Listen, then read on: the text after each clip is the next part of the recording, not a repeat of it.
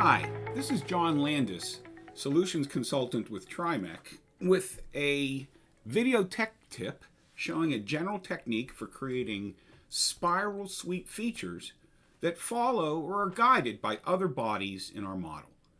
This is useful for creating a spiral wrap around something else, such as electrical or steam heat tracing, cooling lines, protective overwraps, or winding wire around a core, like in our example here.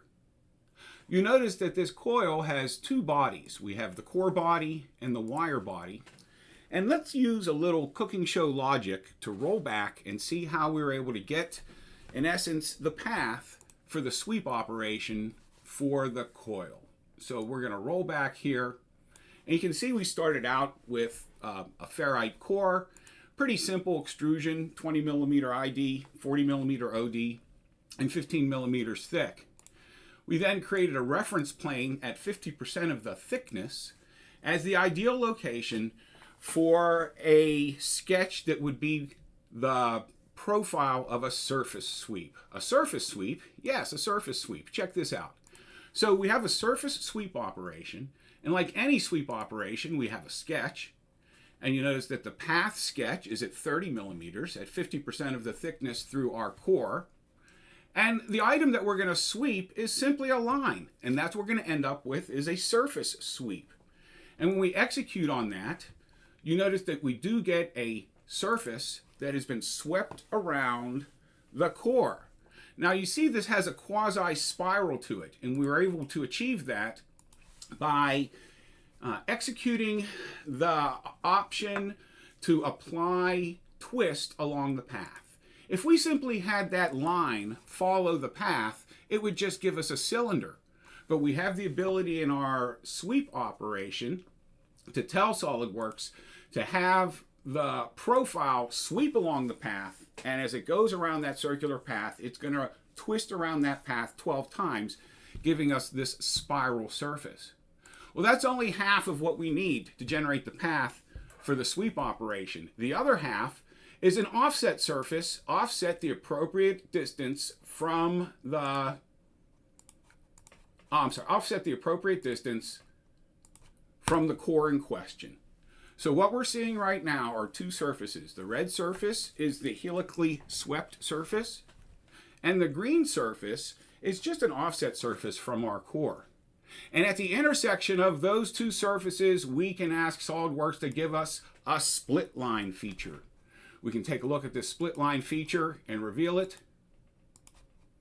And it's really obvious once we turn our display style to shaded with edges that at the intersection of the spiral surface and the offset toroidal surface, we now get these split lines, which are appropriate geometry to use as a path for a sweep operation. And that's what we did next. You'll notice that the next feature we have here is a composite curve, and let's reveal that composite curve. And you can see all we did in that composite curve is we added our leads for the wire. And the fact that we used a split line feature instead of an intersection feature gave us individual edge segments that we could pick as the portions of that split line that we want to be elements in our path. And we combine those all into a composite curve.